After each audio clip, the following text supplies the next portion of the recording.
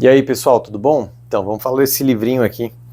Diferentes, o que os primatas nos ensinam sobre gênero. Frans de Waal. Bom, Frans de Waal foi um primatólogo holandês, ele faleceu ano passado, está entre os primatólogos mais importantes aí. Ele deu aula no departamento de psicologia na Universidade de Emory e trabalhou no centro de pesquisa de Yerkes com primatas. Já fiz review de outros 4 livros dele aqui no canal, gosto bastante dele, o jeito que ele escreve é muito gostoso de ler. Ele é muito provocador na escrita dele, ele nos faz refletir sobre muitas coisas em termos de etologia. Etologia é a área do estudo do comportamento animal, geralmente está atrelada ao estudo dos outros animais não humanos, né? Mas tudo que nós estudamos em etologia ajudou a entender muito sobre o próprio ser humano. Bom, o livro aqui é dividido em 13 partes, mais a introdução, e a introdução ele começa contando a história do chimpanzé Luigi, que ele conta praticamente todos os livros dele, porque um dia o Luigi, que era um macho alfa, outros 2 machos fizeram um complô contra ele e a forma como atentaram a ele violentamente foi arrancando os testículos. E isso deixou o Frans de Waal muito chocado naquela época de perceber assim, pô, como que eles conseguiram simplesmente espremer o saco escrotal do chimpanzé a ponto de expelir os testículos dele. O chimpanzé acabou falecendo depois, né, o Luigi.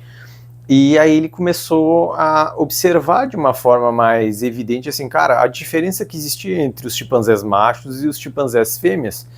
E aí ele começou a ver que, assim, cara, tinha algumas diferenças comportamentais ali, em função do sexo deles. E aí, com todo esse debate de gênero que nós temos hoje, ele queria saber assim, cara, os animais não estão submetidos à mesma cultura dos seres humanos, e nós temos uma tendência a supor que eles não têm um grau de cultura elevado como o nosso. Então, as diferenças que nós encontramos dos animais, há uma tendência a se atribuir isso muito mais a fatores genéticos e naturais, e não culturais, apesar de que os chimpanzés e outros animais, eles estabelecem algum grau de cultura sim.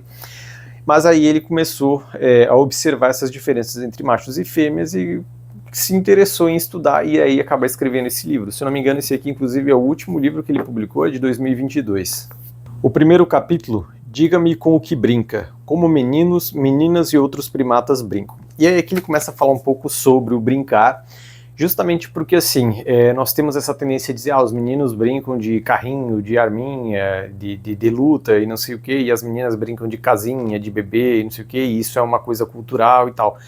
E ele mostra que, na verdade, não é, né? Mesmo em países, como ele coloca, a Holanda é um país que tentou diminuir muito a desigualdade de gênero, né? Conseguiu, de fato, mas eles percebem que tipo, as crianças ainda preferem esse tipo de brinquedo.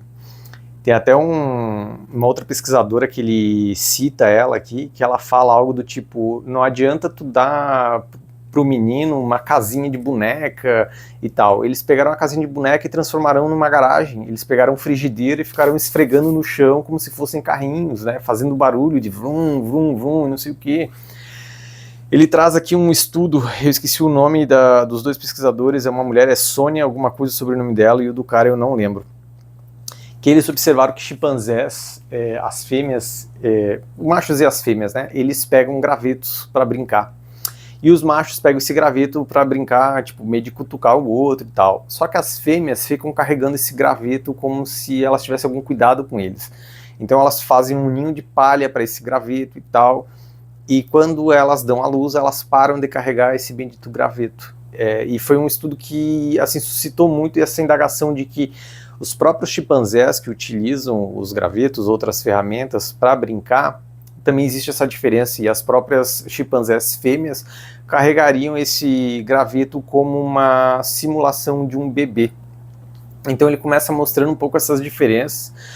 Tem diversos estudos que eles fizeram do tipo, botar os chimpanzés na sala com os brinquedos e deixar os chimpanzés escolherem. E mesmo os chimpanzés, os machos ainda escolhiam tipo o caminhãozinho, os brinquedos que meninos humanos escolheriam naturalmente.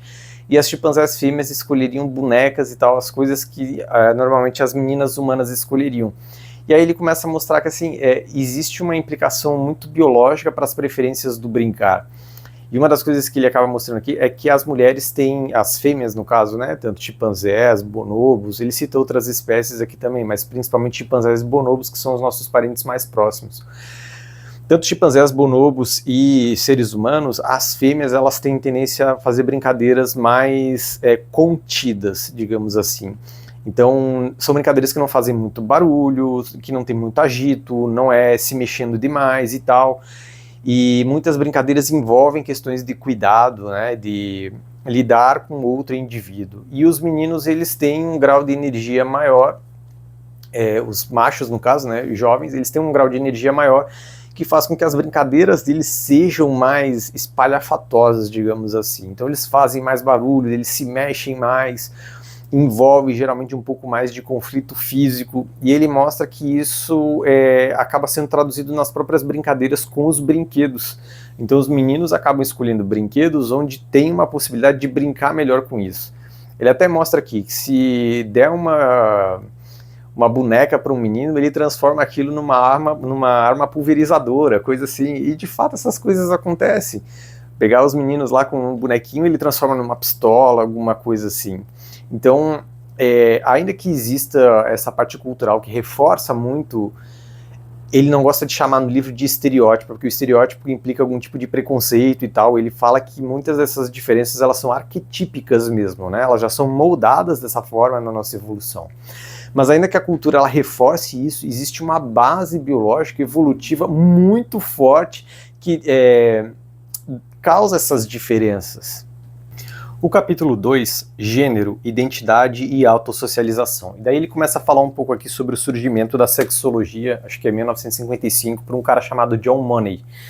Que o cara começou a introduzir essa terminologia de gênero, mostrar que o gênero é uma questão de construto social que está separado do sexo biológico. Ele começou a reconhecer as questões de transgênero.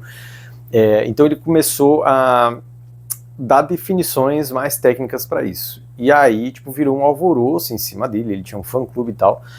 Só que teve um caso muito controverso na história do John Money, que teve uma família que eles fizeram, acho que uma cirurgia de fimose no menino, alguma coisa assim, ou circuncisão, enfim. E acabou lesionando o pênis do menino, e o Money sugeriu para eles que eles fizessem uma cirurgia que tirasse completamente o pênis do menino e criassem eles como uma menina, porque afinal é um construto social. Só que calhou que o menino teve um monte de problema, porque o gênero não é um construto social puramente, ele depende um pouco da nossa biologia, sim. Inclusive ele mostra, apesar de homem e mulher ser um construto social, na maior parte das vezes eles seguem o sexo da pessoa. A maior parte da população que é homem tem os papéis de gênero de homem, e a maior parte das mulheres sexuais tem o papel de gênero de mulher, seguindo o próprio gênero. A maior parte da população segue essa lógica. E aí ele começa a mostrar um pouco essa questão de que se eu considerar o gênero como um papel que o indivíduo exerce socialmente, os chimpanzés também têm isso, os bonobos também têm. Então existe algum grau de identificação de gênero em relação a esses primatas. E aí ele começa a investigar como é que são esses papéis, como é que esses animais eles lidam com esses papéis sociais que é atribuídos a eles e tal. E aí é legal aqui que ele fala nessa parte de autossocialização a questão de que quando o indivíduo ele é jovem, ele busca um modelo para seguir, né, um espelho. Então o jovem que é fêmea, a fêmea jovem, ela busca uma fêmea mais velha geralmente como um exemplo, um modelo para se seguir. O macho a mesma coisa.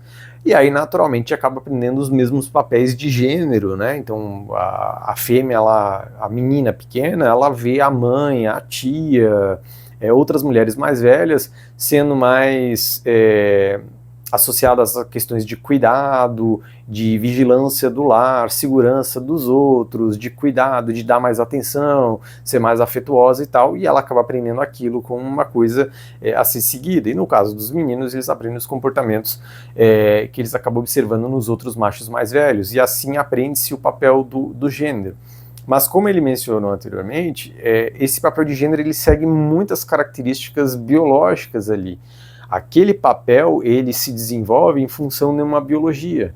O fato de que nós temos uma cultura que reforça isso diminui a flexibilidade desse papel de gênero, mas esse papel de gênero ele ainda tem uma origem biológica. Uma pequena parte ali do que é seu gênero macho ou fêmea, ela depende das características biológicas que dão início àqueles comportamentos e aquelas características. E uma vez que eu tenho uma cultura, a cultura ela pode moldar mais ou menos, né, esses comportamentos e essas características, daí é uma seleção cultural que nós chamamos.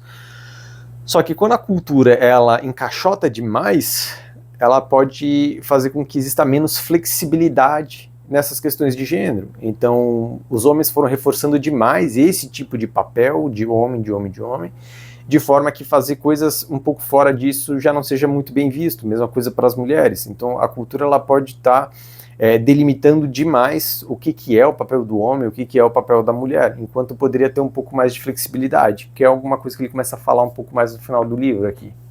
O capítulo 3, 6 meninos, como cresci sem irmãs na Holanda. Daí ele começa a contar aqui um pouco uma história pessoal dele, porque ele não teve irmãs, né? O pai e a mãe dele tiveram 6 meninos, a mãe dele chegou a entrar em depressão, porque queria ter uma menina e nunca conseguia.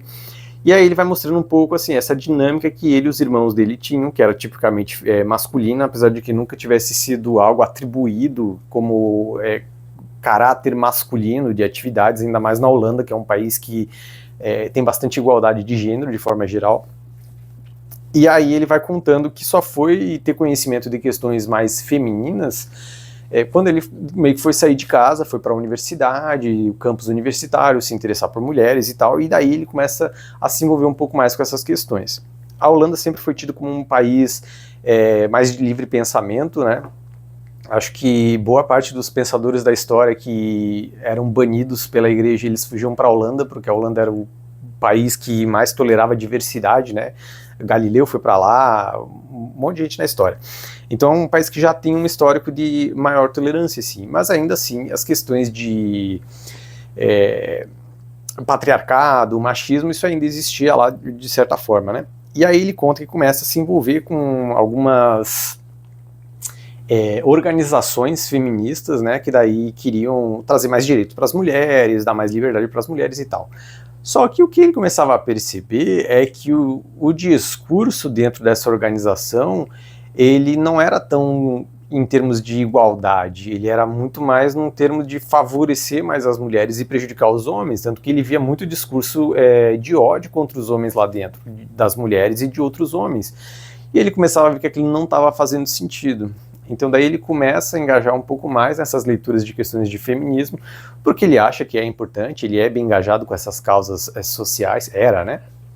Só que ele começou a ver que, assim, ele entrava na organização e a organização ia para o extremo oposto. E o Franz de Waal é um cara que não é muito de extremos, assim, ele sempre é muito ponderado em relação às coisas que ele fala. Isso é uma das características que eu gosto bastante nele. Ele até menciona aqui uma feminista, esqueci o nome dela agora, mas que ela diz que os homens crescem mais em altura porque eles são privilegiados de alimentação. Os pais, eles privam as meninas de alimentação e por isso as meninas não crescem. E ele mostra que, isso não tem nada a ver, tem uma série de estudos mostrando que a demanda energética dos meninos é de 1,5 vezes maior, mais ou menos, em relação às meninas.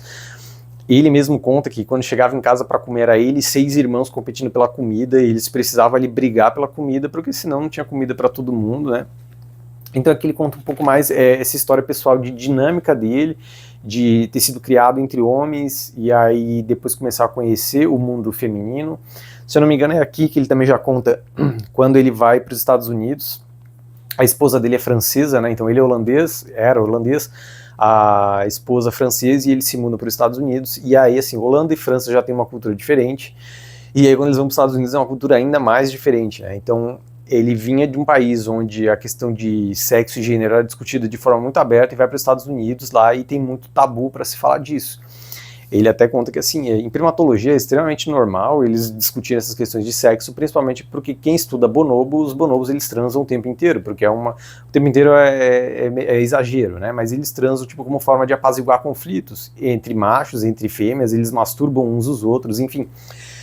E isso para ele é ok, porque na primatologia isso é o normal deles, né? Eles estão analisando o comportamento, não existe uma inferência moral em relação ao comportamento dos animais. Mas aí quando chegava nos outros países para falar dessas coisas, era meio que um tabu, assim. Ele mostra até que muitas das nossas ideias sobre chimpanzés serem agressivos, os machos competitivos e tal, vem porque essas empresas que faziam documentários, eles queriam filmar essa parte, porque era essa parte que dava engajamento. Eles não queriam filmar os bonobos transando, eles queriam filmar os machos chimpanzés competindo, porque isso reforçava um pouco a ideia que se teve durante uma boa parte da história, ele até conta em outro capítulo aqui, de que os machos é que lideravam tudo, porque afinal eles eram o líder ali, né, do grupo, então era eles que mandavam em tudo, era eles que competiam entre eles, e a fêmea tinha um papel secundário. Durante uma boa parte da história era isso que se acreditava, né? Vários autores até inclusive diziam que a mulher é um homem menor, né? Um homem inferior, alguma coisa assim. Então durante boa parte da história se acreditava nisso. E aí quando descobriram os bonobos, porque inicialmente achava-se que os bonobos eram chimpanzés pigmeus. Mas aí esqueci o nome do pesquisador, ele fala disso em outro livro até. O pesquisador ele faz lá uma autópsia e ele percebe que não é um chimpanzé pigmeu, isso aqui é uma outra espécie. E aí começa os estudos, né, para saber que na árvore evolutiva saem os chimpanzés, os bonobos e o ser humano aqui, né? Então são os nossos parentes mais próximos. E que daí não fazia sentido só comparar os seres humanos aos chimpanzés, né? Que daí tem uma dominância maior por parte dos machos. E as fêmeas tendem a ser um pouco mais submissas, seria assim, e aí atribuíam muito o ser humano tendo as mesmas características que o chimpanzé. Só que nos bonobos, a sociedade do bonobo ela é dominada pelas fêmeas, são as fêmeas que mandam em todo o grupo, né? Os machos tendem a ser mais submissos nesse caso. E aí quando descobriram esses comportamentos de bonobo, começaram a ver assim, não, deve ter alguma coisa errada com eles e tal. Ele até conta, já contou em outro livro, que ele estava dando uma palestra sobre bonobos e tal, e mostrando que as fêmeas é que tomavam as decisões, elas que dominavam os machos e tudo mais. E aí teve um pesquisador lá, não lembro quem que era, que o cara pergunta assim, o que tem errado com esses machos de bonobos? E aí ele mostra justamente isso, a visão que as pessoas tinham tão fixa de que eram os machos que dominavam, então o ser humano também tinha que ser assim, a sociedade tinha que ser completamente patriarcal, do homem dominando a mulher e tal. E aí ele vai mostrando que, assim, cara, com os estudos de bonobos nós percebemos que as coisas não eram assim, os próprios estudos com chimpanzés eles mostram que não é assim, porque tem o chimpanzé macho, é uma hierarquia de cima para baixo, né? Então tem o macho, o beta, enfim. Então eles estão ali na hierarquia em escada. As fêmeas também têm a hierarquia delas, só que assim, as fêmeas, elas aceitam o macho que está no topo daquela hierarquia, porque se é um macho que não está contribuindo para o grupo inteiro também não gosta dele.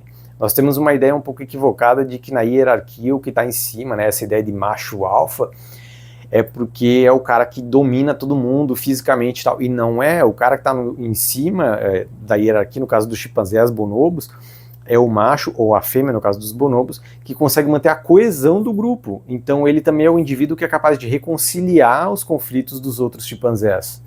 Porque se o macho que está lá no grupo, ele é literalmente pau no cu com todo mundo, por que todo mundo aceitaria isso? Não tem sentido, né? Eles tirariam ele lá de cima e colocariam outro macho no topo da hierarquia. É claro que existem esses tiranos, digamos assim, só que a maior parte não é, a maior parte é aquele indivíduo, ele está no topo porque ele é o melhor para conseguir manter o grupo de uma forma mais coesa, para os mesmos interesses. Ainda que tenha ali a disputa entre os machos e a disputa entre as fêmeas, o grupo inteiro é mantido por conta daquele cara, não é que ele é o bambambam. Inclusive isso é uma coisa que ele fala aqui, porque esse termo de macho alfa surgiu num livro dele chamado Chimpanzee Politics. Inclusive teve um parlamentar lá nos Estados Unidos que pegou aquele livro e colocou como leitura obrigatória no Congresso lá, americano. Eu não entendo dessa hierarquia de política aí, mas o cara colocou como livro fundamental lá para ser lido, né, essencial. E lá o Franz de Waal ele usa o termo alfa, só que o alfa é só para determinar o indivíduo que está no topo da hierarquia, é só isso, é uma classificação hierárquica, ela não diz nada sobre o comportamento do indivíduo. E aí as pessoas começaram a utilizar a ideia do macho alfa como o macho dominante, que é o macho que consegue se impor, ele impõe respeito nos outros e tal. E o Franz de Waal nunca falou isso. A questão é que alguns machos alfa dos chimpanzés agiam dessa forma, mas não são todos. O capítulo 4, a metáfora errada, o exagero do patriarcado primata. E aí entra um pouco isso que eu já estava falando aqui antes da questão do outro livro dele, né? E ele mostra justamente isso. Durante boa parte da história, comparar os seres humanos aos chimpanzés, porque em algum grau era conveniente, né, botar o macho como dominante e tal, aquela questão de competitividade. Só que ele mostra que a estrutura dos chimpanzés não é bem assim, como as pessoas achavam que era. Tem conflitos, tem, só que não é como se o grupo vivesse em conflito o tempo inteiro, como se eles vivessem em estresse o tempo inteiro. Não, eles têm que ser um grupo coeso, porque afinal eles têm que sobreviver entre eles. Então existe muito acordo ali, né? Existe muita política entre eles também. Ele menciona um pouco o Robert Sapolsky. O Sapolsky é autor do Comportes, que é um livro que ficou bem famoso aí uns anos. Ainda tá famoso, vai. É um baita de um livro, tem review aí no canal também. Porque o Sapolsky foi estudar primatas, babuínos no Quênia na década de 70. E uma ideia que o Sapolsky tinha era de que o macho que era o alfa do grupo, ele era o macho que vivia menos estressado. E ele descobriu que era exatamente o oposto. O macho que estava no topo da hierarquia era o mais estressado, porque justamente ele tem que estar o tempo inteiro atento para ver os outros machos que querem depor ele do topo da hierarquia. Então ele está sempre envolvido em questões conflituosas, porque sempre tem alguém querendo depor ele precisa estar preocupado com as relações sociais que ele faz com os outros babuínos, ou outros primatas também funcionam dessa forma. Então eles fazem catação, né? É uma forma de estabelecer relações. Então esse macho que está no topo, ele tem que fazer mais catações com machos específicos para manter boas relações com eles, para que esses machos não queiram depor ele da hierarquia e tal. Inclusive tem aquele babuíno gelada que tem um triângulo aqui no peito sem pelo, e aí é avermelhado porque é da pele do animal. E quanto mais alta na hierarquia, mais vermelho fica, porque mais circulação de sangue tem. Só que é justamente uma característica de estresse isso, está circulando sangue de uma forma mais periférica, porque esse animal ele está mais estressado, ele está o tempo inteiro ativo, como se ele precisasse reagir a alguma coisa. Enquanto o macho que está lá no fundo da hierarquia, por mais que ele sofra de não ter acesso à alimentação com prioridade, não ter acesso a fêmeas com prioridade, ele é um macho que não está tendo que lutar com outros machos o tempo inteiro, ele não está precisando prestar atenção o tempo inteiro, ele só precisa sair de perto quando tem algum grau de conflito. Então nesse capítulo, Franz de Waal ele começa a mostrar um pouco disso, de que essa ideia que nós temos de patriarcado, do homem dominante da sociedade, usavam muito a estrutura que se acreditava dos chimpanzés para justificar isso. Só que até ao longo do livro aqui ele mostra o fato de que nós podemos até descobrir algum tipo de comportamento que tem um caráter evolutivo biológico, só que o fato de ter um caráter evolutivo biológico só justifica que esse comportamento ele teve algum grau de importância ao longo do processo evolutivo.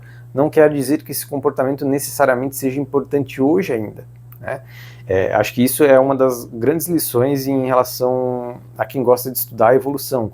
É entender que o fato de que um determinado comportamento ele evoluiu para uma coisa que hoje nós não consideramos moralmente boa, não é justificativa para continuar tendo esse comportamento. É muito mais uma compreensão de que, ok, esse comportamento ele teve uma importância no processo evolutivo. Então existe um grau biológico, genético em relação a esse comportamento. O que nós podemos fazer para conseguir diminuir esse tipo de comportamento? O exemplo mais claro que nós temos aí é a questão do estupro, por exemplo. Inclusive tem um capítulo aqui sobre violência que o Franz de Waal fala um pouco sobre isso. Em outros animais, em etologia, não se usa o termo estupro, né, porque isso é antropomorfizar demais. Eles usam cópula forçada. É a mesma coisa. Existe cópula forçada nos outros animais, e em algum grau esses animais, os machos que fizeram a cópula forçada, eles transmitiram os genes para frente e esse comportamento ele permaneceu. Então esse comportamento da cópula forçada permitiu que esses machos continuassem passando esse gene para frente. Agora, pensando no caso do ser humano, ele até fala que o ser humano tem um índice de estupro muito maior, cópula forçada, do que em relação aos outros animais, né? Só que o fato de que existe um componente evolutivo não é uma justificativa para esse comportamento, para justificar o comportamento. É evolutivo. Não, calma lá, a sociedade que nós temos hoje não é mais permissível com isso, não tem mais espaço para esse tipo de comportamento. Só que ele mostra justamente essa dualidade que existe nos campos de estudo, que é os dois extremos, né? Vem o pessoal da área de humanas e sociais que diz que tudo é cultural e que daí é só ensinar a não ser assim. E não está funcionando só ensinar não ser assim, porque existe uma característica biológica ali, um processo evolutivo que está sendo ignorado nesse processo. E entender o processo evolutivo desse comportamento, dessa característica, ele é fundamental para ajudar a criar estratégias que consigam reduzir a expressão desse tipo de comportamento que não é desejável na sociedade que nós vivemos. Então a ideia desse grupo social da área de humanas que diz que tudo é cultural e é só ensinar não ser assim, não sei o quê, está tão equivocado quanto o grupo que quer justificar. O capítulo 5, a Irmandade das Bonobos, um reexame do grande primata esquecido. Aí aqui ele começa a contar um pouco a história dos bonobos, eu já contei aí um pedacinho, que acreditavam que era um chimpanzé pigmeu, né?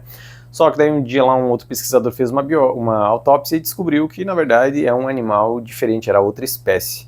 Inclusive botavam bonobos e chimpanzés na mesma jaula, né, no mesmo recinto, isso vivia dando problema.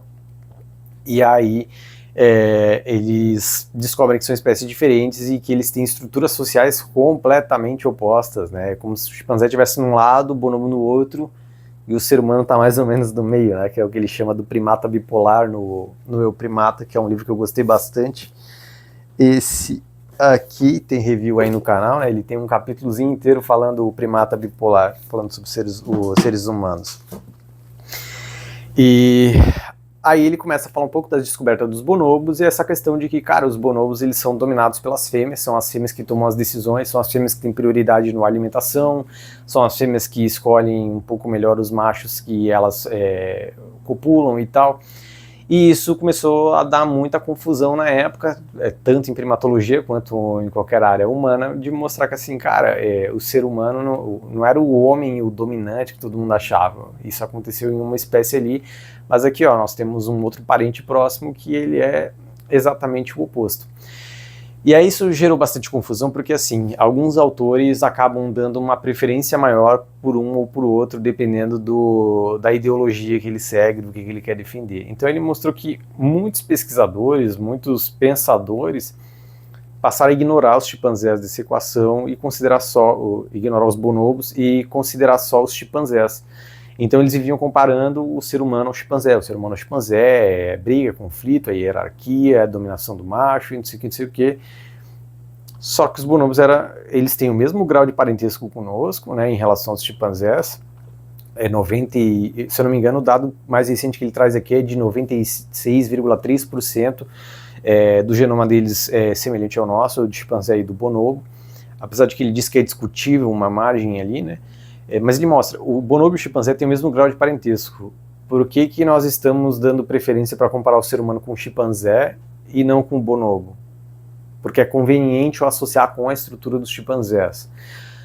Ele mostra que não é que nós teríamos que escolher um ou outro, mas os dois têm algo importante a nos ensinar sobre o comportamento do ser humano, né? Afinal, são os nossos parentes mais próximos e nós temos muitos comportamentos semelhantes entre essas duas outras espécies. Então aqui ele conta um pouco só essa história dos bonobos, né? Ele até faz algumas críticas aqui. Ele faz uma crítica ao Pinker e ao Wrangham. Eu acho que essa é a única característica do Frans de Waal que eu não gosto muito, porque ele faz críticas a outros pensadores, outros pesquisadores, mas quando para fazer uma crítica de algo que ele não gosta, ele parece exagerar o argumento do outro pesquisador. Então ele coloca aqui, por exemplo, que o Pinker tem já fiz review de outros livros dele aí, né? O Tábula Rasa, Os Anjos Bons da Nossa Natureza, O Novo Iluminismo. Os Anjos Bons da Nossa Natureza ainda não li. Só que daí o Pinker mostra, por exemplo, que a questão de violência sempre esteve presente na nossa história, o ser humano sempre fez guerra entre si e tal. E ele compara isso bastante com os chimpanzés. E aí o Frans de Waal ele faz uma crítica a essa seletividade do Pinker de comparar sempre com o chimpanzé. O Pinker até faz um pouco isso, só que quando ele fala do Wrangham, o Wrangham nunca fez uma seleção tão extrema em relação a escolher o chimpanzé para comparar com o ser humano e falar que o ser humano é violento e tal. Ele faz alguns comentários, mas não é exagerado como dá a entender em relação ao Frans de Waal. Inclusive tem um outro livro dele aqui, que tem review no canal, que é esse Primatas e Filósofos, que é uma discussão do Frans de Waal com outros três pensadores, são filósofos, pesquisadores e tal, em que ele faz algumas críticas e esses outros pensadores criticam o Frans de Waal justamente por exagerar algumas críticas que ele faz. Ele critica um argumento de um outro pesquisador que a crítica do pesquisador, o argumento do pesquisador é desse tamanho, o Frans de Waal faz parecer que é desse tamanho, daí ele critica, é tipo meio que falácia do espantalho, assim, ele exagera o argumento de um outro pesquisador para fazer uma crítica em relação àquilo, mas não é com esse exagero que o pesquisador fala aquilo. Então, isso está presente aqui nesse livro, bem menos do que em outros, né? Mas ainda assim dá para perceber isso. Não acho que é algo ruim propriamente dito, mas quem não estiver atento pode achar que esses autores que ele criticou aqui de fato tenham feito argumentos exagerados dessa forma.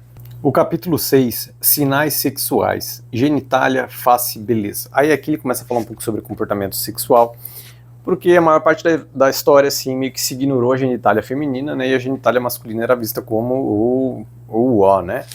E acreditava-se muito que os machos é que sempre tinham a preferência na escolha, na reprodução e tal, e de repente começou-se a descobrir que não, as fêmeas na verdade têm um grau de seletividade que acaba superando a decisão do macho de forma geral, né? Então era meio que a fêmea que decidia com quem que ela queria copular e tal. Não que essa fosse uma decisão absoluta, né? Mas que a decisão da fêmea ela conta muito no processo evolutivo. Ele faz até uma crítica ao Freud aqui, porque o Freud achava que o orgasmo clitoriano, né, o prazer clitoriano era uma coisa infantil e tal, e que o prazer ele viria da penetração do próprio canal vaginal. E ele mostra que o Freud estava errado, porque o canal vaginal não tem tantas terminações nervosas assim, então não justifica ele ter tanto prazer, né, pela própria penetração. Porque o canal vaginal ele é nada mais do que um túnel do útero para poder dar à luz, né? E o clitóris ele tem uma quantidade de terminações nervosas tão alta que justifica ele ser uma fonte de prazer. Só que daí ele começa a mostrar aqui, ao longo da história, tudo que sabia-se sobre genitália masculina e a genitália feminina sempre foi sendo ignorada e tal. E aí começaram a descobrir alguns animais, no caso dos bonobos ali também, o clitóris da fêmea ele é muito avantajado, ele chama muita atenção, e aquilo começou a causar muito desconforto na área acadêmica, porque assim, até então essas coisas não eram importantes, questões das fêmeas, né, não eram importantes, e de repente começa a aparecer alguns animais que mostram que, cara, tá colocando em xeque tudo aquilo que as pessoas acreditavam sobre comportamento sexual, de que era o macho que tomava a decisão de com quem copular, porque ele é o macho que está no topo, mas aí começa a perceber que muitas preferências das fêmeas acabam decidindo quem é o macho que reproduzirá no final. Eles pegam algumas, eu não sei se é nesse capítulo aqui já, tem algumas aves que são tidas como monogâmicas, né, que de fato o casal ele se junta e meio que fica o resto da vida ali. Só que eles fizeram um experimento que foi meio que castrar os machos, e aí apostar que os ovos das fêmeas seriam inférteis, então as fêmeas colocariam ovos e não teria filhotes. Só que nasceu filhote. Então eles descobriram que essas fêmeas de aves monogâmicas, elas também meio que pulavam a cerca. Pular a cerca é uma terminologia nossa, né? Na natureza isso não existe. Mas a fêmea acabava em alguns momentos sair e copulava com outro macho, então ela ainda assim dava luz a outros indivíduos. Ele mostra aqui até que acho que cerca de 50%, eu não lembro qual era a taxa, mas é relativamente alta, assim, de crianças de casamento, na verdade não são do pai com que a mulher está casada, foi de uma cópula fora do casamento, né? Então ele mostra assim, esse tipo de comportamento ele é extremamente comum na natureza também. No caso dos machos, dos outros primatas, principalmente chimpanzés, babuínos, outros gênero macaca também, né? Apesar do grau de distanciamento. Muitas vezes acontece do macho que está no topo da hierarquia querer copular com uma fêmea. E essa fêmea não quer copular com esse macho. Então ela meio que fica fugindo desse macho. Só que daí ela passa no meio de outros machos que também estão acima na hierarquia, de forma a haver a probabilidade de que os machos comecem a brigar e a fêmea consiga escapar. Então as fêmeas também desenvolvem comportamentos adaptativos, né, estratégias adaptativas para poder lidar com questões sexuais para que elas copulem com os machos que são da preferência delas. O próprio Sapolsky mostrava isso também, eu acho que no Memórias de um Primata, que é a biografia dele, tem review aí no canal, ele também falava sobre isso. Tipo, a fêmea fazia isso, e aí quando o macho que estava indo atrás dela se envolvia numa confusão, ela meio que fugia com outro macho mais baixo na hierarquia, mas que era mais interessante para ela, e ela copulava com esse macho. Aqui ele fala um pouco sobre outras questões de do esperma, né? Porque hoje nós sabemos que tem dois tipos de espermatozoide, tem um espermatozoide que tem a cauda e tem um outro que tem uma cauda um pouco mais circular. E o próprio canal vaginal da mulher, ele possui algo chamado de criptas, que é onde o esperma ele consegue ficar preso ali durante algum tempo. Então, a mulher ela pode engravidar dias depois de ter acontecido o ato em si, né? Porque o esperma ele pode ficar ali dentro. Então ela pode copular com 5 machos diferentes, ela pode copular com mais, né? Mas ela pode copular com vários machos e não saber de qual macho é o filho. Porque os espermas também competem, né? Esse que tem a cauda tipo engancho, ele serve meio que para inibir os outros espermatozoides que tem cauda de conseguir nadar até o útero. Então ele começa a mostrar essas outras descobertas que tiveram em termos de comportamento adaptativo sexual, de como não é só o macho que toma essas decisões, as fêmeas também desenvolveram comportamentos adaptativos para ter capacidade de que elas escolhessem, porque afinal o que é importante para a fêmea não é necessariamente o que é importante para o macho. Eu já falei isso em outros vídeos aqui, né, porque as mulheres fazem sexo do David Buss, da Cindy Meston, acho que eu comentei um pouco, que a fêmea ela tem que carregar aquela cria por 9 meses na barriga e quando nasce ela precisa amamentar e carregar no colo.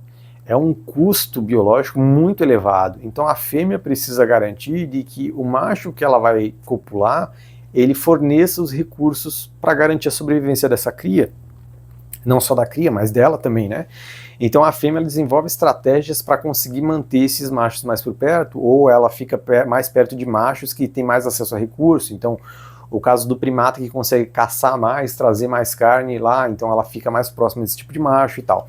Então é uma inocência nossa imaginar que a seleção sexual ela parte ou do homem ou da mulher, porque afinal nós somos uma espécie sexuada que existe dentro da mesma dinâmica. Então o macho desenvolve um comportamento para tentar ter algum tipo de vantagem, a fêmea desenvolverá um comportamento para evitar essa vantagem, para ela não ser ludibriada, e aí ela desenvolverá um outro comportamento para ela tentar ter vantagem, e o macho tentará desenvolver um outro comportamento, e assim funciona a seleção. Cada um vai desenvolvendo um comportamento adaptativo, e o comportamento que melhor se adaptar àquela circunstância, em termos de sobrevivência do indivíduo e da reprodução da prole, é o comportamento que tende a persistir, porque afinal, se eu dei à luz a mais filhos, esses filhos estão carregando o meu genoma, e os meus genes, né? Então, os comportamentos que são mais inerentes meus geneticamente passaram para os meus filhos, então a tendência é eles reproduzirem esses mesmos comportamentos. Quando ele fala aqui de face e beleza, ele fala um pouco essa nossa capacidade do ser humano de identificar o rosto, né? Principalmente as fêmeas, elas têm uma identificação mais precisa em relação às emoções expressadas pela face. Isso tem uma diferença no cérebro, né?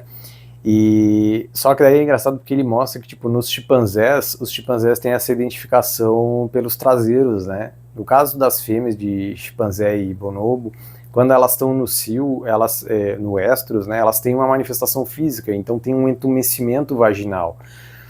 Nós, seres humanos, não temos, a fêmea, né, do ser humano não tem um entumecimento vaginal, não tem um crescimento da mama, a mama geralmente está inchada durante o ciclo inteiro. Ela pode inchar um pouquinho mais, mas não é algo que tu olhe para uma mulher na rua e diga assim, ela está ovulando por conta disso, sabe? Não é uma característica tão evidente. Mas aí ele mostra que no caso dos chimpanzés é bastante evidente e os chimpanzés conseguiam identificar os indivíduos do próprio grupo a partir do traseiro. Então eles botavam tipo, a foto do chimpanzé e o traseiro, e o chimpanzé conseguia associar de quem que era o traseiro. É uma coisa bem curiosa. Aí ele mostra que provavelmente no caso dos seres humanos tem muito a ver com a fêmea não ter esse entumecimento vaginal, não tem nenhuma característica física, né? Mas também o fato de que nós andamos de roupa, então nós não vemos o corpo das outras pessoas e tal. Só que ele mostra que tem ali preferências visuais, tanto do macho quanto da fêmea, de características, no caso, mais dos machos, né, em características físicas de que são mais atraentes para eles.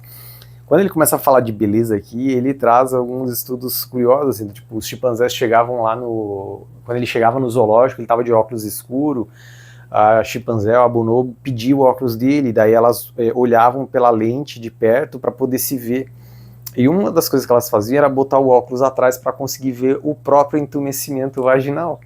E é curioso pensar assim, cara, por que leva o animal a querer ver o próprio rabo? Então, ele tem alguma consciência de que aquilo é uma característica importante em algum sinal, né? Ou porque está o entumecimento, ele sabe que tem, mas de alguma forma o animal escolhe ver aquilo, né? Tem um outro caso curioso que ele pegou de uma orangotango, que eu não lembro a história inteira, mas ela tá na jaula dela, ela pega umas folhas, tipo folha de alface e tal, e ela tá com um espelho.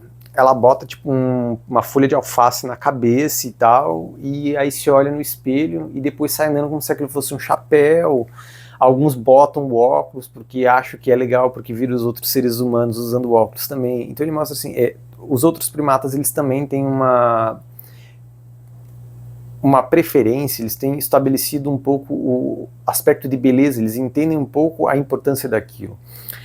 É curioso porque ele menciona aqui as chamadas aves do paraíso, né, que é acho que é uma classe, ordem, família classe ou ordem lá de aves, que os machos são tudo coloridos para atrair a fêmea e tal, e esses machos eles fazem tipo um ninho para poder procriar com a fêmea, né, e tem um outro macho que ele faz tipo uma toca, e cara, eles pegam assim uma florzinha para botar na entrada da toca.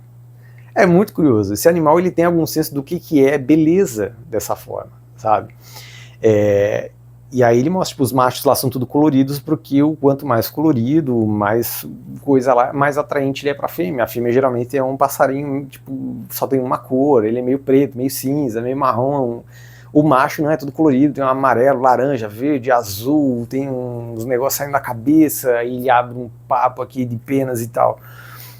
Só que daí ele mostra que quando chega nos primatas as coisas meio que se inverteram, né? As fêmeas dos primatas aqui passariam a se embelezar mais para atrair o parceiro. Nós vemos isso principalmente em mulheres da nossa espécie, porque a mulher é que está preocupada com salão de beleza, com fazer o cabelo, com gastar com cosmético e não sei o quê. E por mais que nós possamos dizer assim, é cultural e tal, não é só cultural. Porque se nós eliminarmos essa cultura, as mulheres procurarão formas de tentar se embelezar para se destacar diante das outras, porque é parte da seleção sexual. Da mesma forma que para os homens conta muito a questão de status e patrimônio, né? O homem tenta demonstrar o que ele tem como status, patrimônio. A fêmea também procurará uma forma de evidenciar alguma característica dela para melhorar a seletividade dela, a seleção dela na corrida sexual, né? E aí aqui o Franz de Waal mostra, cara, os chimpanzés e bonobos, eles também têm algum grau de preocupação com questões de beleza.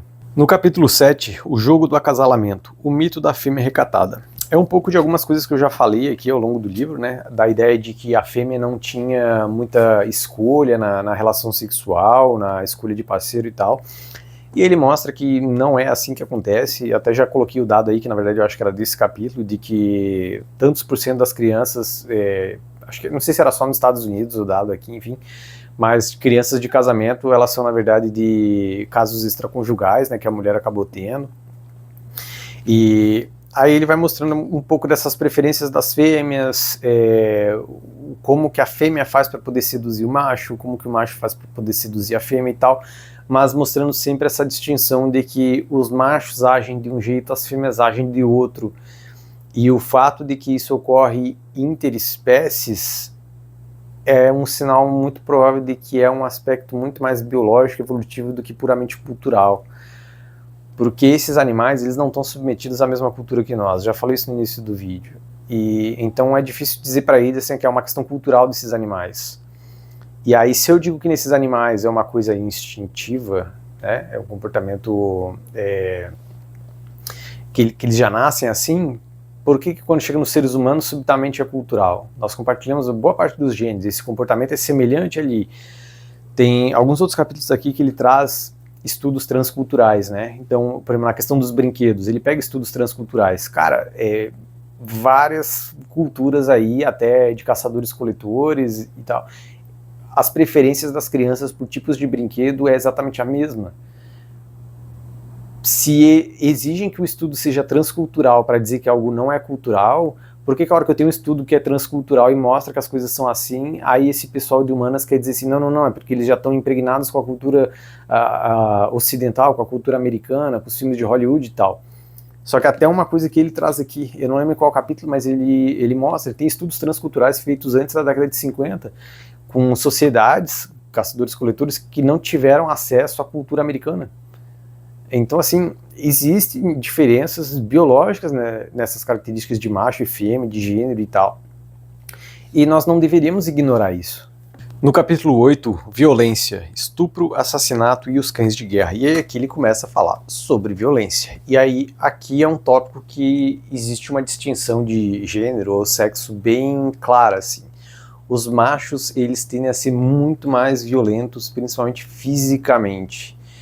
E aí ele vai contando histórias de chimpanzés, quando eles descobrem a forma como os chimpanzés lidam com essas questões de conflitos, como eles lidam principalmente com forasteiros, né? Então os chimpanzés também se distribuem em grupos. E quando eles encontram outros grupos, eles são violentos com esses outros grupos também. E geralmente são os machos que entram nessa briga. As disputas dos machos tendem a ser sempre mais físicas, né? Mais violentas e tal. E isso é uma coisa que é observado até em brincadeira de meninos e meninas, assim. Os meninos, quando eles têm brincadeiras, elas envolvem mais questões físicas, né, empurrões, mais conflito. Quando nós observamos crianças jogando tipo futebol, handebol, na educação física na escola, eles são mais brutos na interação, né, dão mais encontrões e tal, sempre existe uma provocação maior. E isso é uma característica que já é muito bem documentada em praticamente todos os tipos de animal, sobre essa forma de violência física ser muito mais expressada pelos machos do que pelas fêmeas. O conflito das fêmeas, ele é expressado muito mais em termos de valor social, né? Qual é o status daquela fêmea na sociedade. Então as fêmeas, elas tendem muito mais a prejudicar outras fêmeas por meio de fofocas, picuinhas, coisas assim, tentar desmoralizar outra fêmea, né? Uma das coisas curiosas nesse capítulo aqui é como ele mostra como a vida do macho, ela tem um valor biológico mais baixo. Porque geralmente na guerra, quem vai para a guerra são os homens, quem morre na guerra são os homens. E quando fazem pesquisas para as pessoas do tipo se essas questões de igualdade faria sentido mandar as mulheres para a guerra também e tal, a maioria deles diz que não. A maioria das pessoas acha que o certo é continuar mandando os homens do que as mulheres. Só que a maior parte dos homens que são recrutados para a guerra geralmente são pessoas de linha de frente que estão sendo mandadas literalmente para a morte. E aí ele mostra como isso já é um viés da nossa própria espécie, assim, de atribuir a guerra, a violência ao próprio macho, é o macho que tem que arcar com esse custo e tal. Existe um argumento evolutivo aí de que, assim, eu preciso de um macho, ele pode engravidar literalmente todas as mulheres do mundo, mas eu não tenho como ter uma sociedade composta 90% de machos e 10% de fêmeas. É muito mais difícil manter a espécie nesse sentido, né? Porque a fêmea só consegue engravidar de um macho, é uma gestação demorada, quando nasce demora para criar, para poder reproduzir de novo. Então, em um certo sentido evolutivo, o macho ele é mais descartável, pode-se dispensar a vida do macho com mais facilidade, porque aquele macho não fará tanta falta, outro macho consegue reproduzir o mesmo número, né? Então existe esse argumento evolutivo e isso contribuiria um pouco para essa ideia do porquê nós achamos aceitável os homens terem mais trabalhos de maior risco, né? Então os homens, de forma geral, qualquer trabalho de risco grande, sei lá, trabalhar em esgoto, trabalhar em alto mar, essas coisas são muito mais atribuídos a homens do que mulheres. Os homens têm uma disposição maior para esse risco, mas a princípio essa preferência teria um pouco a ver com isso, assim, a vida do homem ela não tem o mesmo valor. Isso, eu não lembro se era nesse livro aqui que ele fala até. É curioso perceber essa diferença do valor até pelo tamanho do espermatozoide e do óvulo, né? O óvulo é cerca de 100 mil vezes maior que o espermatozoide, porque de fato o óvulo ele tem uma importância muito maior, tanto que o homem ele despeja ali milhares e milhares de espermatozoides, a maioria acaba não vingando, né? Só um pode fecundar esse óvulo, mas o da mulher é um óvulo e esse óvulo está ali porque ele é muito mais importante e tal. Então parece ter um valor biológico em termos do macho e da fêmea, dentro desse aspecto biológico mesmo, né? E daí os machos seriam mais descartáveis nesse sentido. Ele conta até um caso curioso aqui de que, acho que soldados nazistas, alguma coisa assim, quando eles recebiam a ordem de matar jovens e outros homens e tal, tipo, eles executavam isso normal.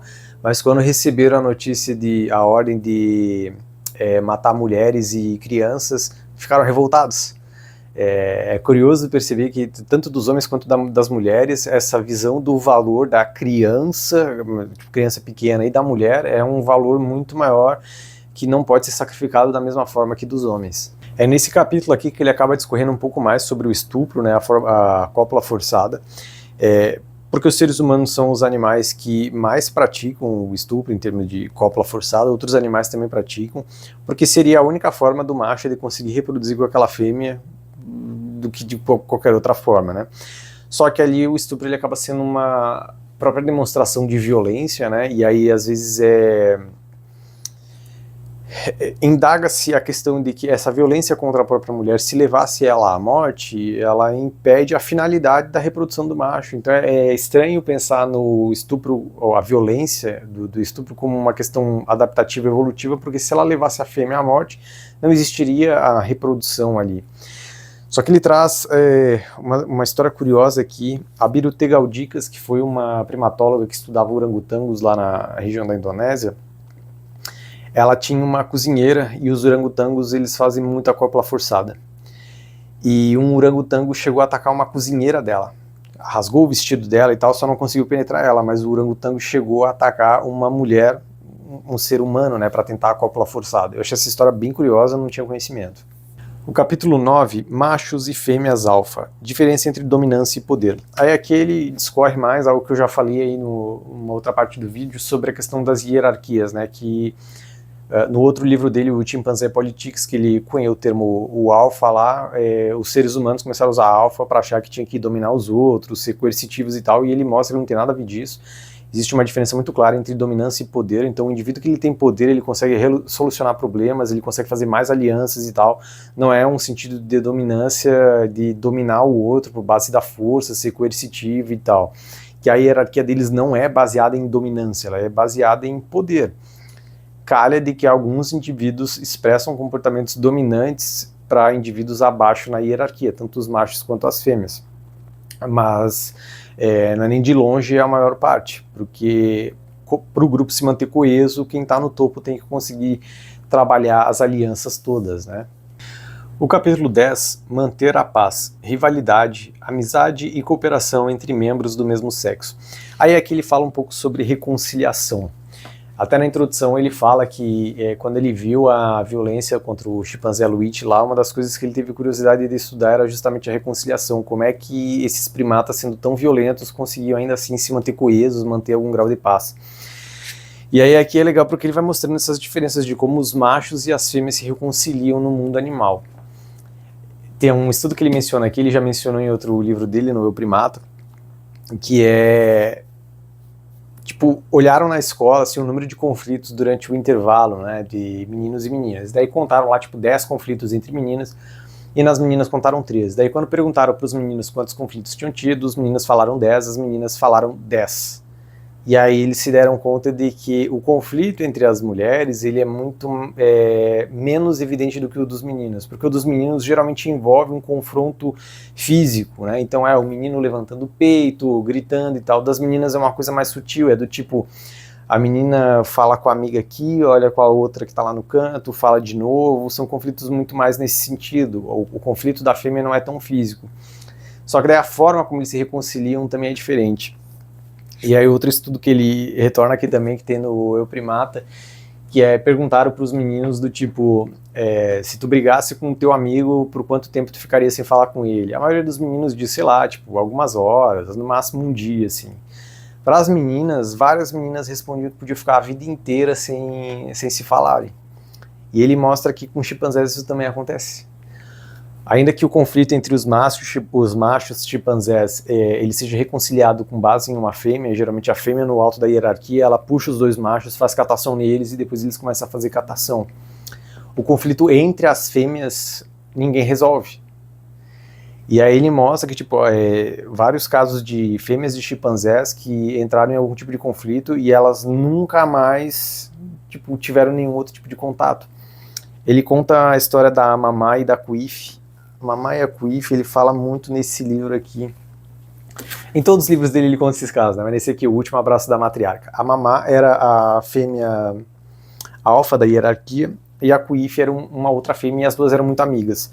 Só que as duas apoiavam machos diferentes para o topo da hierarquia dos machos. Quando esses machos estavam brigando, as duas não estavam por perto, porque elas não queriam ver a amiga, né, no caso, apoiando o outro macho, de forma que elas precisassem lidar com aquele tipo de conflito. Então elas meio que faziam vista grossa para esse conflito dos machos, não se envolviam para poder manter a relação delas. É uma coisa muito curiosa ele mostrar isso e conseguir mostrar isso em chimpanzés, né? Mas mostrando justamente as amizades dos meninos e das meninas também tendem a ser diferentes. As amizades dos meninos tendem a ser um pouco mais superficial. Isso faz com que os meninos não sintam tanto o rompimento dessas relações, né? Enquanto das meninas tem um grau de proximidade maior, de intimidade maior. Então as meninas tendem a sentir mais os impactos dessas relações. E eu acho que qualquer pessoa que tem amigos homens, mulheres, e observa isso, consegue ver com bastante clareza, de fato, os homens são muito tipo, foda-se. As mulheres já não são assim, elas já internalizam mais as emoções, esses conflitos e tal, então ele vai mostrando um pouco dessas diferenças.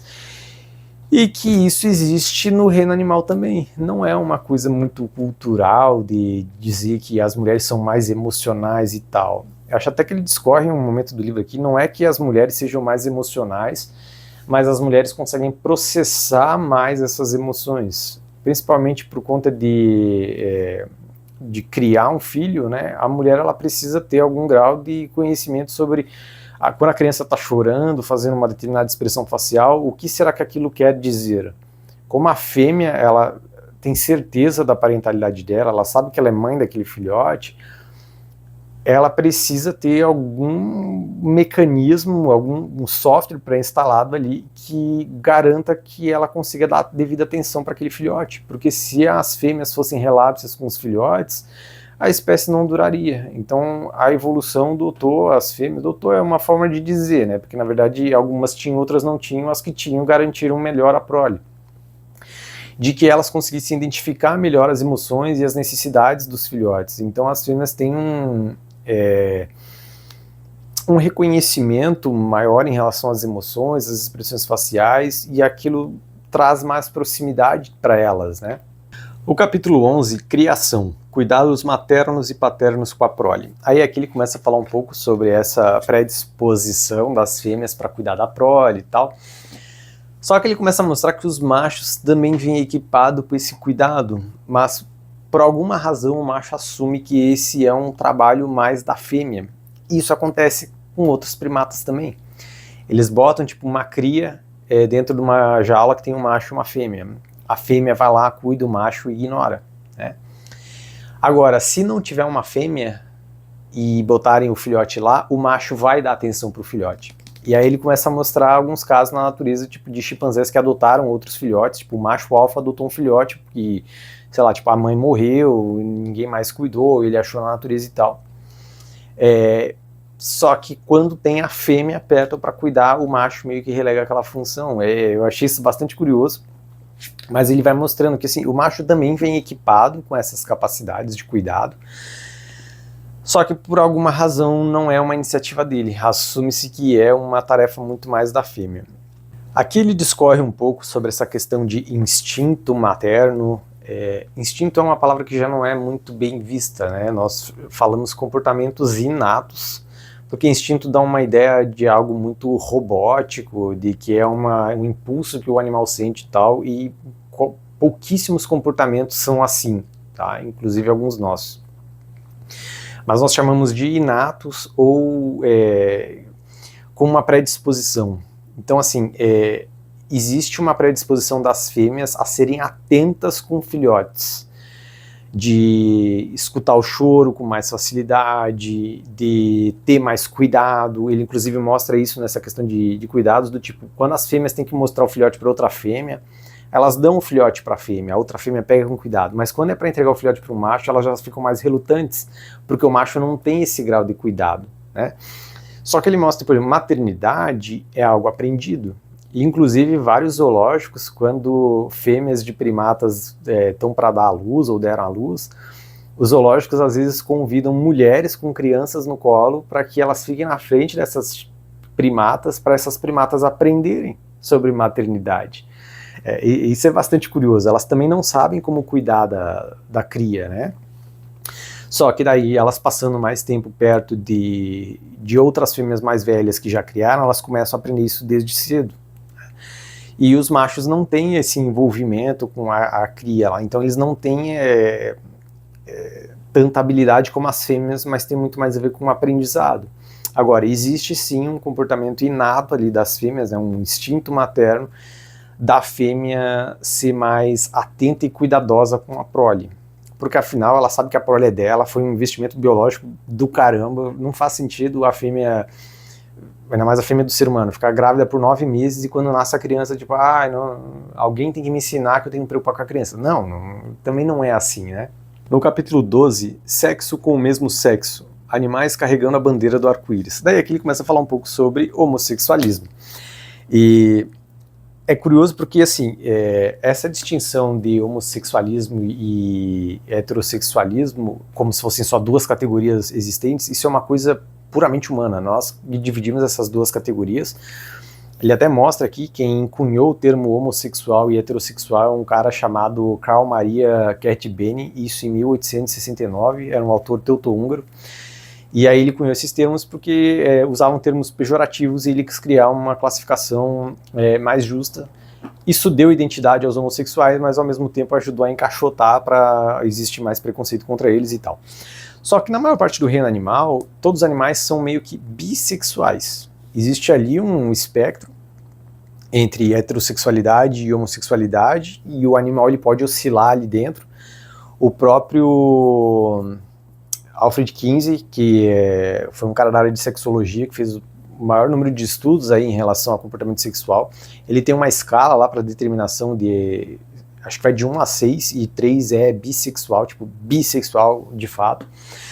Só que ele mostra aqui que, tipo, no reino animal, a bissexualidade é meio que a norma, assim. Os próprios bonobos, eles transam entre o indivíduo do próprio sexo. As fêmeas ali fazem a esfregação gênito-genital, né?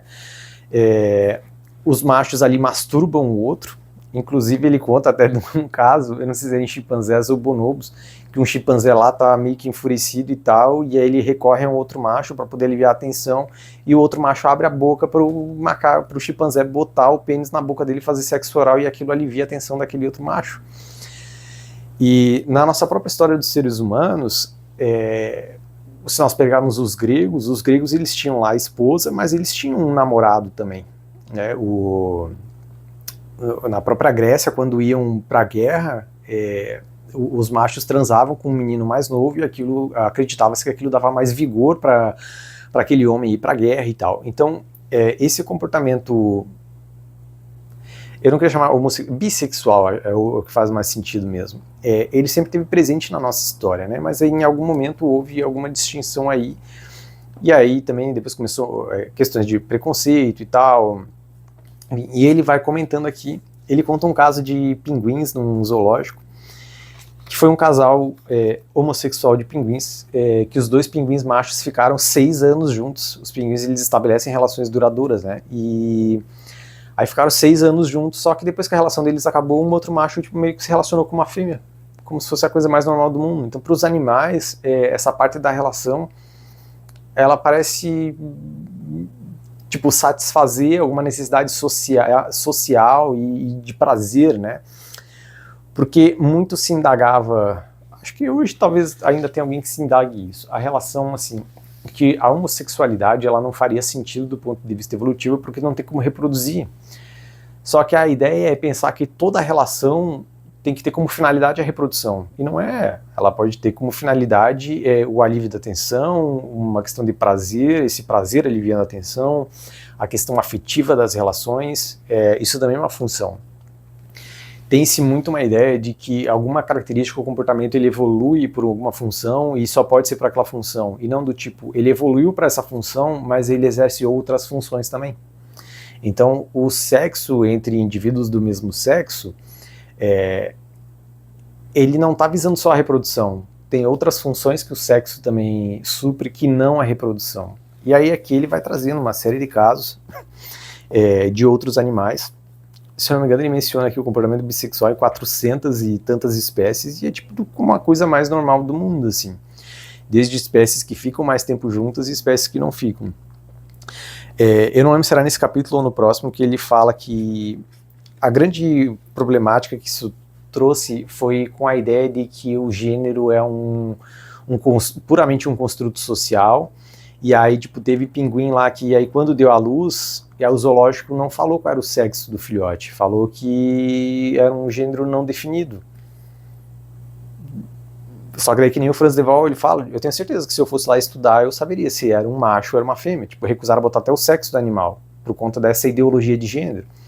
Então, assim, ao invés das pessoas se aterem ao que os dados mostram, as pessoas têm uma tendência a polarizar demais. Então, assim, não, gênero é uma coisa que é invenção do capeta, do que quer que seja, enfim, para qualquer coisa, né? E o outro pessoal que diz que não, que tudo é uma folha em branco, que é tudo construção social e que a pessoa pode ser o que ela quiser e tal. E dificilmente a resposta está em algum tipo de extremo. E é o caso aqui, a resposta geralmente está no meio, ela é muito mais ambígua em relação a isso. Uma das coisas que o Franz de Waal ele coloca muito desde o início do livro é que, assim, tem um grupo que tende a superestimar demais as diferenças entre os dois sexos, e tem um grupo que tenta negar qualquer diferença entre os dois sexos. Que é literalmente isso que acabam fazendo, né? Então é tudo uma folha em branco. Não, é muito diferente, o macho é dominante, a fêmea é não sei o quê. Não. Ele mostra assim, cara, nós não temos tantas diferenças assim como as pessoas acreditam, mas ainda assim existem diferenças. E elas têm alguma implicação prática que é evidente. Não é uma distinção do tipo, meu Deus, como ele bota aqui até uma hora, né? Homens são de Marte, mulheres são de Vênus e tal. Foi algum escritor que fez um livro com isso. Ele falou, não, também não é isso, sabe? Não é essa distinção. Nós somos muito mais parecidos do que as pessoas tendem a presumir, mas existem diferenças cruciais. E o último capítulo, o problema do dualismo. Mente, cérebro e corpo são uma unidade. Daí ele começa a falar um pouco sobre esse dualismo, que eu estava falando, né? Então as pessoas acham que ou tem muita diferença ou não tem nenhuma e tal. E ele vai falando todo o processo histórico, né? A ideia de corpo e mente como uma coisa separada. E ele vai mostrando que não, cara, tá tudo integrado. Ele faz várias críticas aqui a esses dois grupos extremados, né, de um que diz que tem muita diferença, o outro que não diz. Ele vai mostrando a incoerência disso, os problemas que isso traz. Ele faz algumas críticas ao pessoal da área de humanas que nega muito biologia. Então ele mostra, por exemplo, os estudos do Simon Levey na década de 70, que descobriu diferenças no núcleo intersticial do hipotálamo, né, em pessoas homossexuais, que o homem heterossexual, ele tem a estrutura lá num tamanho X, a fêmea heterossexual é um pouco menor. O do homem homossexual se assemelha ao da mulher, só que o da mulher homossexual se assemelha ao do homem. Então isso seria o mesmo que dizer que quanto maior, mais preferência por fêmea, e quanto menor, mais preferência por macho. E o Simon Levey, ele virou tipo meio que o ícone da comunidade gay. Ele era gay também porque até a década de 80, até 85, 86, o DSM ainda classificava o homossexualismo como uma doença, né?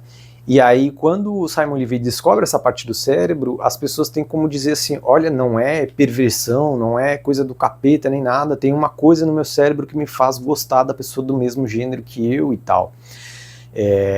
E muita gente da área de humanas tenta negar tudo que existe de biologia, como se biologia fosse sei lá, fosse tipo um determinismo fatalístico, sabe? Do tipo, é assim, não tem como mudar. Algumas coisas em biologia de fato são. Tipo, a pessoa que nasce com síndrome de Down é um problema no cromossomo sexual. E, cara, nasceu assim, né? É mais determinístico, é mais fatalístico. Outras questões não são tanto, mas elas ainda influenciam muito essas questões biológicas.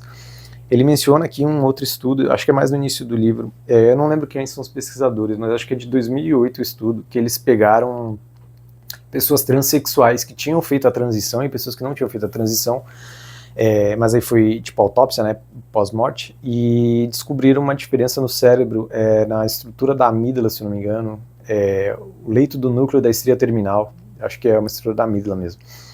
E aí eles perceberam que, tipo, quem se identificava como macho, como homem, tinha muito mais células nessa região do que quem se identificava como mulher. Mesmo as pessoas que tinham feito transição com questões de hormônio tinham essa diferença. A questão que ficou é se essa diferença ela é puramente biológica ou ela acontece meio que logo depois de nascer, logo nos primeiros anos de vida. Porque existem gêmeos univitelínicos e